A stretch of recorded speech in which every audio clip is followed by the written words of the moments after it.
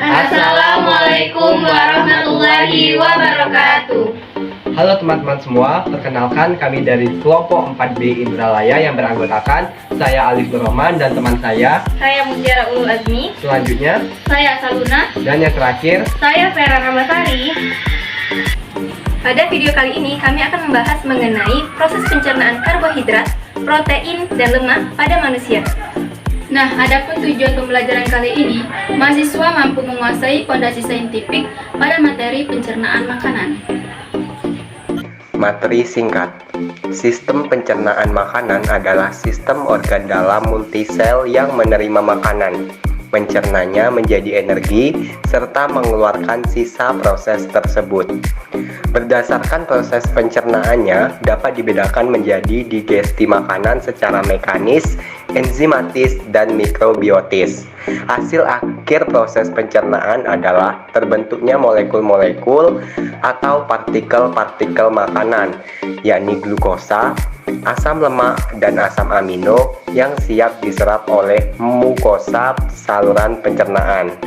Selanjutnya, partikel-partikel makanan tersebut dibawa melalui sistem sirkulasi untuk diedarkan dan digunakan oleh sel-sel tubuh sebagai bahan untuk proses metabolisme, sebagai sumber energi, zat pembangun, dan molekul-molekul fungsional atau hormon enzim dan keperluan tubuh lainnya. Prosedur proyek 1. Mencari sumber materi proses pencernaan karbohidrat, protein, dan lemak pada manusia. Yang kedua, setelah mendapatkan sumber materi, lalu ringkas materi tersebut. Ketiga, selanjutnya lakukan pengeditan materi tersebut agar menjadi video yang menarik. Keempat, selanjutnya mengupload ke YouTube. Pencernaan karbohidrat. Pemecahan makanan polisakarida pada manusia dimulai di dalam mulut. Tempat alfa amilase air liur menghidrolisis beberapa dari ikatan alfa 1, 4 glikosida.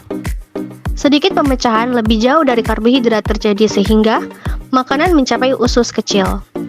Di sini, amilase pankreas mengkatalisis reaksi hidrolisis polisakarida berikatan alfa 1, 4, terutama menjadi glukosa dan maltosa. Apabila terjadi percabangan seperti pada amilopeptin atau glikogen, maka dihasilkan pula isomaltosa, suatu disakarida yang berikatan alfa 1 dan 6.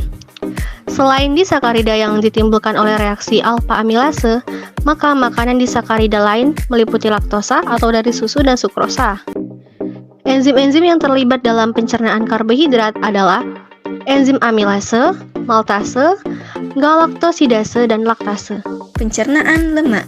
Metabolisme lemak dimulai dengan asam lemak bebas. Ini dihasilkan baik oleh hidrolisis intraseluler dari trigliserida simpanan maupun oleh hidrolisis lemak gizi di dalam usus kecil. Kebanyakan lipid dalam makanan kita berbentuk triasilgliserol. Pencernaan lemak berlangsung dalam usus kecil. Di sini, lipid makanan direaksikan dengan enzim hidrolase yang disebut lipase. Karena lipase larut dalam air sedangkan substratnya tidak, maka materi lipid diubah menjadi globul kecil-kecil atau teremulsikan oleh garam-garam empedu. Empedu dihasilkan dalam hati dan disimpan di dalam kandung empedu yang mengeluarkannya di dalam usus kecil. Lipase pankreas menghidrolisis 2 dari 3 sambungan ester dalam triasilgliserol. Lipid diangkut di dalam darah dalam beberapa bentuk, yaitu kilomikron, lipoprotein dengan densitas sangat rendah, lipoprotein berdensitas rendah, lipoprotein berdensitas tinggi, dan serum albumin. 3. Pencernaan protein. Pencernaan protein dimulai dari dalam perut. Di sini enzim proteolitik pepsin mengkatalisis reaksi hidrolisis ikatan peptida pada protein untuk menghasilkan campuran polipeptida. Isi perut asam dinetralisasikan pada suasana alkali dari usus kecil. Nah, polipeptida dihidrolisis oleh tripsin, krimotripsin, karboksispeptidase, dan elastase. Nah, enzim-enzim ini memecah protein dan polipeptida makanan menjadi pecahan-pecahan kecil, oligopeptida, dan asam amino bebas. Kesimpulan 1. Makhluk hidup memerlukan energi untuk pemeliharaan, pertumbuhan, reproduksi, dan bekerja.